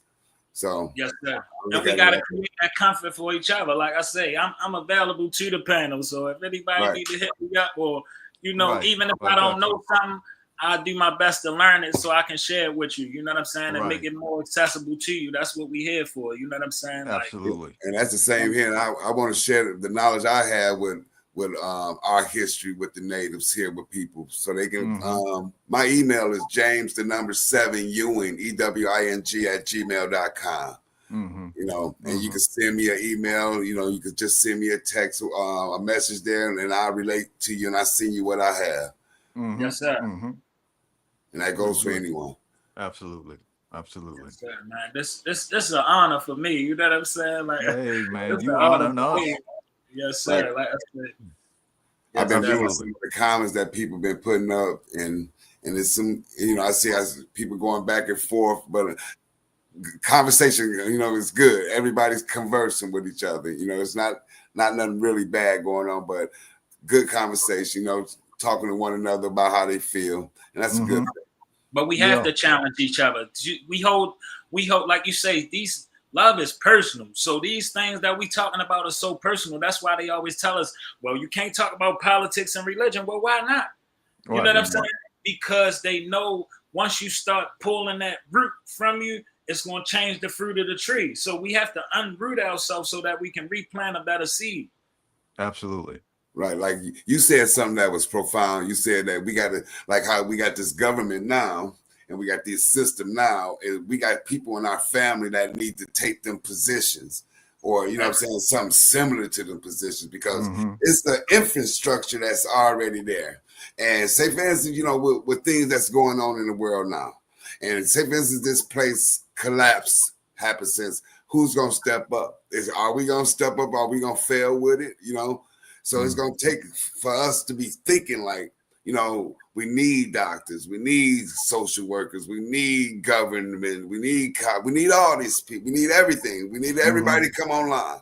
So it's a place for everybody. So just fit in, you know, that's the whole thing I'm saying.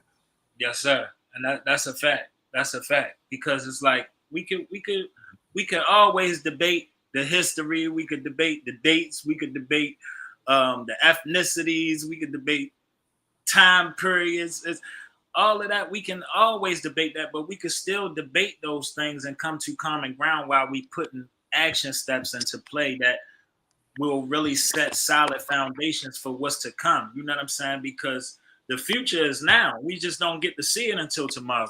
Right. They're gonna write, so they're gonna write about it. They're gonna be talking about us 25 years to 50 years from now, or what this effect of us talking right now will bring. Like you said, let's make some action steps. This is my 5th podcast with you guys. And I want to start my initiatives. I've been gardening, I've been socializing with folks here in this area, my family, but I'm gonna broaden it out and I'm gonna reach out to you guys. And if we can work on anything, if you guys need me to help, hey, just reach out to me and I'm there. No, it start with us building and sharing the information. You know what I'm saying? It's definitely about us reclaiming who we are. Like I say, we can't love each other if we don't love ourselves, but we love ourselves enough to share what we have learned about ourselves with each other. You know what I'm saying? To be able to push forward so that we can continue to grow and learn more. Correct. Right. Absolutely. You got your sound right, brother. We waiting to hear from you. You know what? It's Absolutely. Can you hear me now? No, it's still static. Yeah. I'm gonna cut out and come back the next time. Okay. Yes, all right, bro. Peace. Yeah. No, it's definitely a pleasure though. Like, it's definitely a pleasure, man. Like I say, I can come with some more general topics and ideas because it is things that I still want to learn about and share as well. Like I say, I don't know my exact lineage, but my great grandmother always said that her grandmother was an Indian. So that's what made me look more into not what Indian am I, but what does it mean for me to be an Indian? You said a good thing. Like if you could say where your ancestors from, what state and what time period, because it was a flow when they came up through Maryland to Virginia, then to the Carolinas, then to Georgia. It was like a flow. Then they slid to Georgia to Alabama.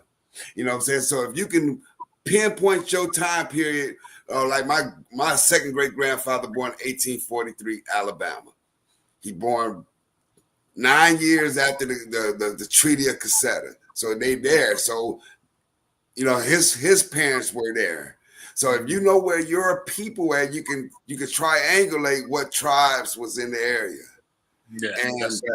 And that's how it's simple. Not simple, but it can be easy for some of our listeners right now, especially if you got ancestry, North Carolina, Virginia, Maryland. Yeah. Hey, man, our young people, I know this, I'm putting on blast. She won't remember. This was many years ago. She was looking for a party in D.C. She found that party in D.C., but she couldn't find the admissions office at a particular university. We find what we want to find. We do what we want to do. We research what we want to research. Right. When it's important, when you got something, when you got something getting out of it, you know what I mean? Absolutely. Yeah. So absolutely. See, I know about the certain tribes, Yamasee, like I say, it's just about me relating the time periods, because the only person that I have is my great grandmother. She was born in 1934 down in Timmins Island, Talbot County. You know what I'm saying? So now it's about me chasing the vital records and everything to her parents, because she don't have no paperwork on them. So now I have to tie myself to my father line, and then because my two families came from my mother, father, and my mother's mother. They was my two families. Then my father side of the family became my third side of the family. So I think that's where my group, I got a group of researchers. It's about over 200 of us that took the DNA test, and we've been actually reading the documents and putting us together. It's over 200 of us, called the Alabama Black Belt DNA. And I think that's where we come in, where we can actually document the family names, because we, in our group, you say a name, we know the history of these people. You get what I mean? Yeah. So I think that I'm gonna bring more people or if I can, Donnie, can I bring a couple people to the table? Oh, please do. I just You got know, this one general question for you, if I could. Any thoughts on trauma? We don't talk about it much. A young lady, we did a show Friday night on women in business, and one thing that came out was a young lady. She's 5 years younger than me. We both grew up a block apart, and we both saw a murder. We actually saw. She saw. She saw the gunman. This is 1978. So if you're still running and watching this show, just turn yourself in. But anyway, um, we have seen things in our own lifetime that are traumatic. In 2025, this year, a week ago, a black man got lynched. We have seen Trump turn back the clock on civil rights like never in our lifetime. I can't speak for you, Wells, but I know at 60, this reminds me of the beginning of what caused the 1968 riots. People like this president. And so, any thoughts? And let's start with you, Elder, on the trauma we have faced as a people. And again, when the police pull us over, they're not gonna ask if you Saponi, Chippewa, Cherokee. They see in their eyes 4 black men. We know that we are all heavenly. We know that we are divine creatures built and made for this time to be on this broadcast and help spread light. But any thoughts on how we heal from trauma? And just the thing on the single mothers, when you don't have a man helping to raise that child, you have what we have today. Kids, fatherless children, and increasingly motherless children. So let's start with you, Mr. Wells. Any thoughts on how we heal from trauma if you subscribe to the fact that we have been through trauma as a people? Well, we've certainly been through trauma as a people. Dr. DeGruy, Neil deGrasse? the sister. Frances Cress? Well, that yes, her, but her contemporary. She talks deeply about trauma. It just her name is Shahzad Ali. no. DeGruy is her name, I believe. Okay, but come on with it. So the trauma, in other words, when we talk about the Holocaust in Germany, we talk about a trauma of 5 to 8 years. Okay, the trauma that we're working with is over 400 years. Okay, so we have never addressed that, right? It is on us to heal each other, and the only way to do that is to exalt the process of know thyself. You really must know yourself, because everything has been promoted, and like Donnie said, orange hair man is trying to erase the little that there was there. Okay, so that just means that we got to do it. So, the idea of providing a book list of books that we cherish that can address some of that, right? Sharing sharing music that addresses that, right?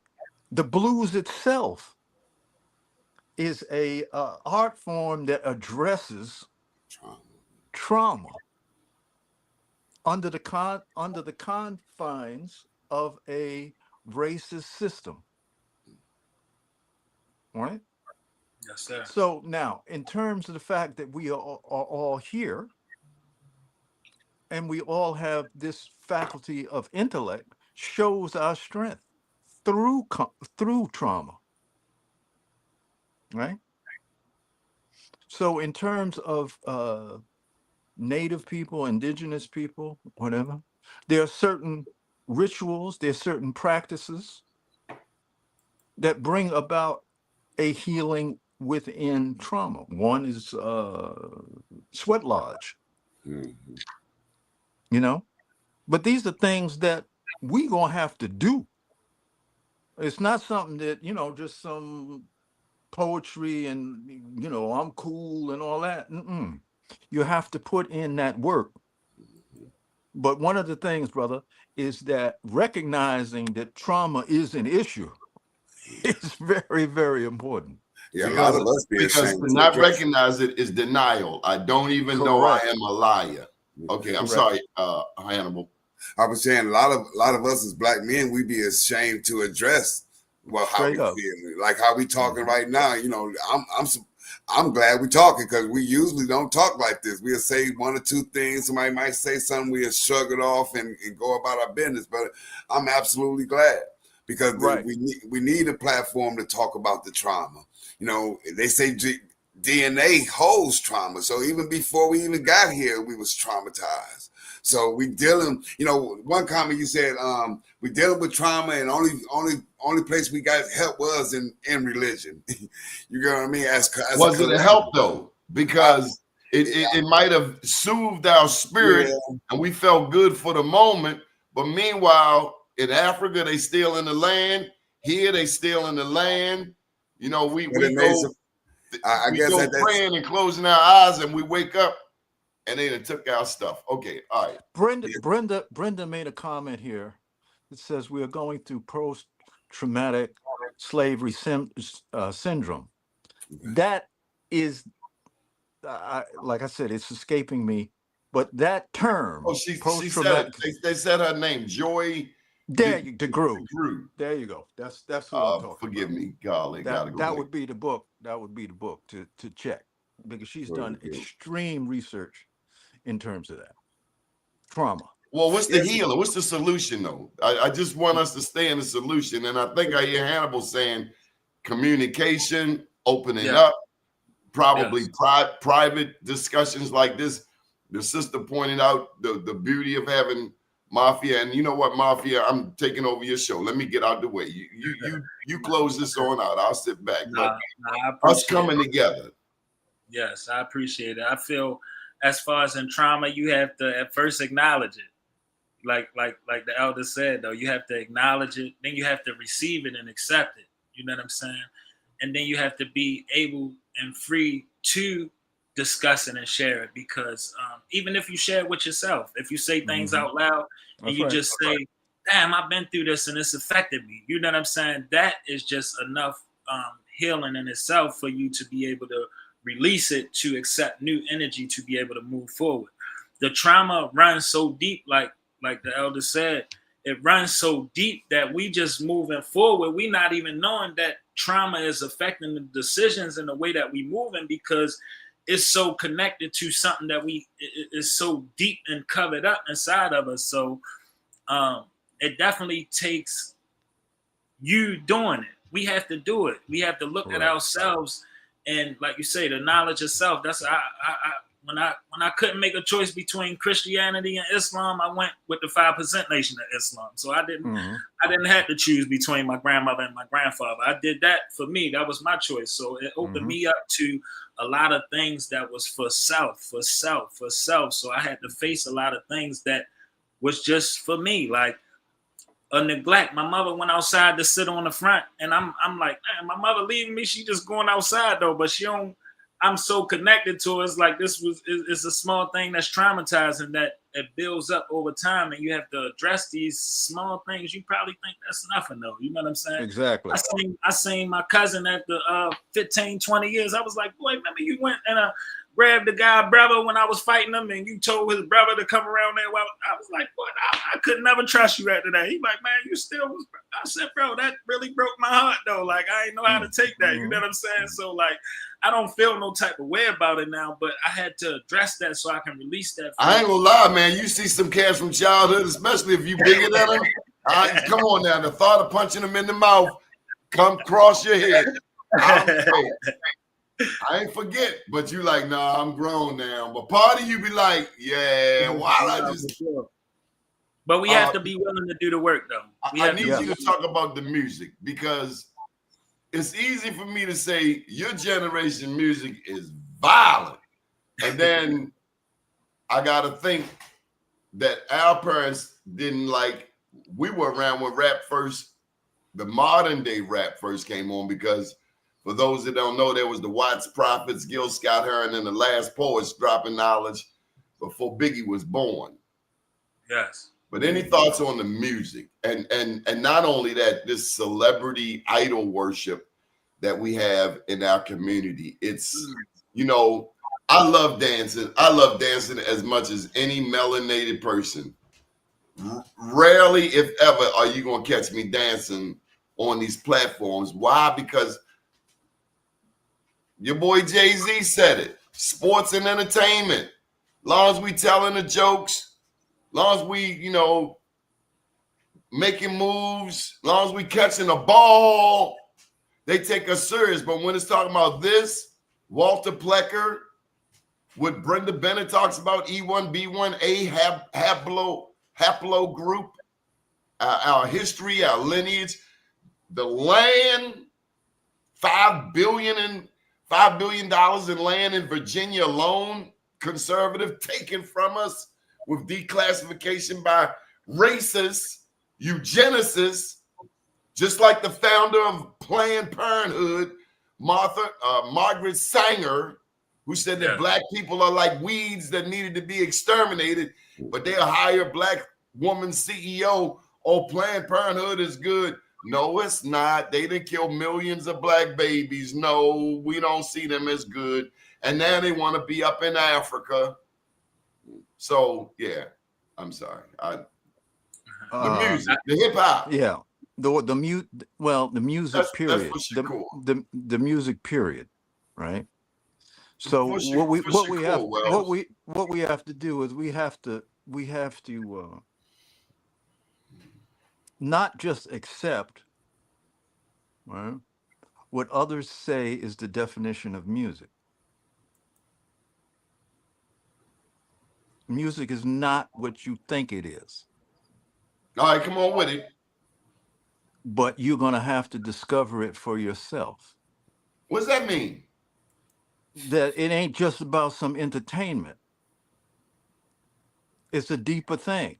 So you'll notice as you go into antiquity, you'll find that music was used to connect one to invisible beings and invisible forces. Okay? We've lost that connection. So you know, it was about making some money. Solutions, playing cute things. Well, solutions. Yes. Solution. I've already stated the solution. Is okay, go back to your indigenous roots and find out what they did with what music. If your ancestors are dead, Wells? Can you read?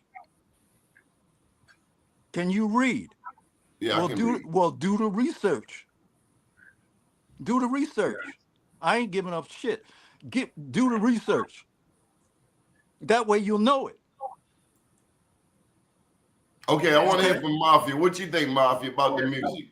Some things you have to know for yourself. I think the music is just like religion and everything else. They take what's good and they poison it. And we so caught up in the thing itself, we can't see when it's being poisoned. It's like, this food is so good, though. I'm ready to die for it. You know? So it's like we can't get away from what's selling and what's spiritual, like Wells said.